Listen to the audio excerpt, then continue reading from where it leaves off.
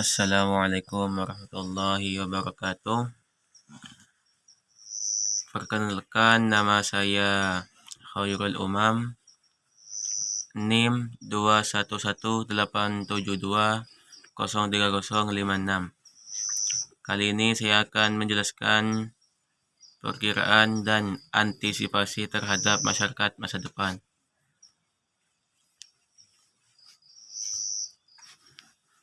Perkiraan masyarakat masa depan di Indonesia. Pendidikan nasional dilaksanakan berdasarkan latar kemasyarakatan dan juga kebudayaan Indonesia. Adapun pengertian kebudayaan, yang pertama berwujud ideal, maksudnya ide atau gagasan dan nilai-nilai, norma-norma, peraturan dan sebagainya. Yang kedua berwujud kelakuan, yakni kelakuan berpola dari manusia dalam masyarakat. Yang ketiga berwujud fisik, yakni benda-benda hasil karya manusia. Selanjutnya kecenderungan globalisasi. Globalisasi maksudnya keseluruhan atau secara umum, sehingga bumi ini seakan-akan sebagai kesatu-satuan tanpa batas. Ada 4 gelombang globalisasi yang paling kuat.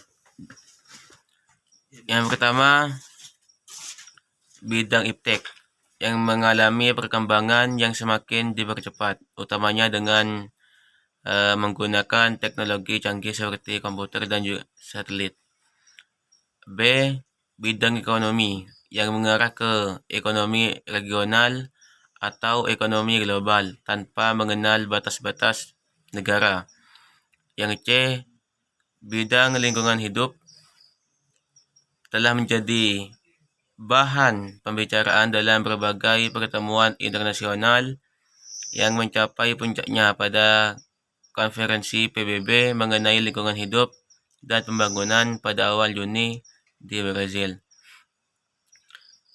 D. Bidang pendidikan yang berkaitan dengan identitas bangsa termasuk budaya nasional dan budaya-budaya Nusantara. Selanjutnya, perkembangan ilmu, pengetahuan, dan teknologi. Perkembangan iptek yang semakin cepat dalam era globalisasi ini merupakan salah satu ciri utama dari masyarakat masa depan. Perkembangan ilmu ialah penyusunan suatu teori atau ilmu teoritis sebagai kerangka pemikiran yang menjelaskan gejala dan hubungan yang diperoleh dalam pengujian empiris dan selanjutnya dapat meramalkan dan menentukan cara mengontrol hal-hal itu. Adapun pemanfaatan iptek ada 4. Yang pertama penelitian dasar, kemudian penelitian terapan, pengembangan teknologi, dan penerapan teknologi. Perkembangan arus komunikasi yang semakin padat dan cepat. Jadi salah satu perkembangan iptek yang luar biasa ialah perkembangan informasi dan komunikasi, utamanya satelit, komunikasi, komputer, dan lainnya. Dalam berkomunikasi ada beberapa unsur dasar. Yang pertama, sumber pesan seperti harapan, gagasan, perasaan, atau perilaku yang diinginkan oleh pengirim pesan. Yang kedua, penyandian, yakni penerjemahan isi pesan ke dalam bentuk yang serasi dengan alat pengiriman pesan. Yang ketiga, transmisi atau pengiriman pesan. Peningkatan layanan profesional. Salah satu ciri peningkatan layanan profesional masa depan adalah meningkatnya kebutuhan layanan profesional dalam berbagai bidang kehidupan manusia. Untuk menjadi seseorang profesional memerlukan tahapan-tahapan yang sangat panjang. ada satu ilmuwan Hamsam mengemukakan suatu pandangan historis tentang profesi dengan mengemukakan lima cara. Maksudnya 5 lingkaran. Yang pertama, profesi tertua yakni hukum, kesehatan, teologi, dan dosen. Yang kedua, profesi baru yakni arsitek, insinyur, optometri. Yang ketiga, pekerjaan yang sedang diakui sebagai profesi, umpama pekerja sosial yang masih semi profesional akan segera diakui sebagai profesional. Yang keempat, semi profesional. Yang kelima,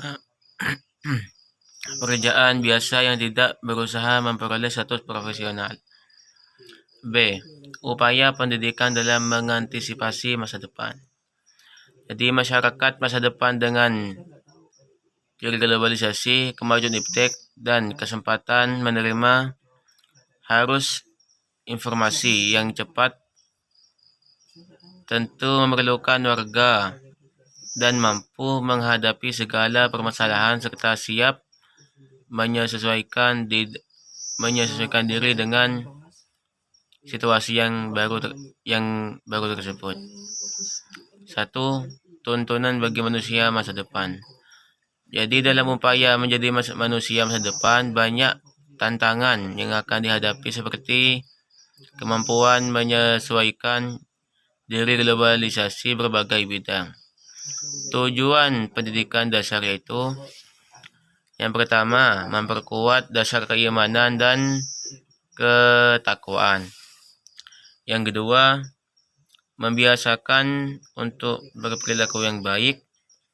Yang ketiga, memberikan pengetahuan dan keterampilan dasar. Yang keempat, memelihara kesehatan jasmani maupun rohani. Yang kelima, memberikan kemampuan untuk belajar. Yang keenam, membentuk kemampuan belajar.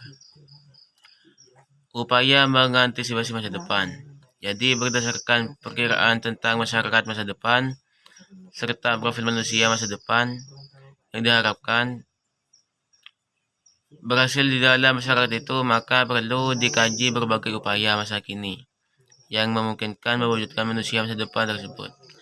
Oleh karena itu, kajian tentang upaya mengantisipasi masa depan melalui pendidikan akan diarahkan pada yang pertama, aspek yang paling berperan dalam individu untuk memberi arah antisipasi tersebut, yakni nilai dan juga sikap.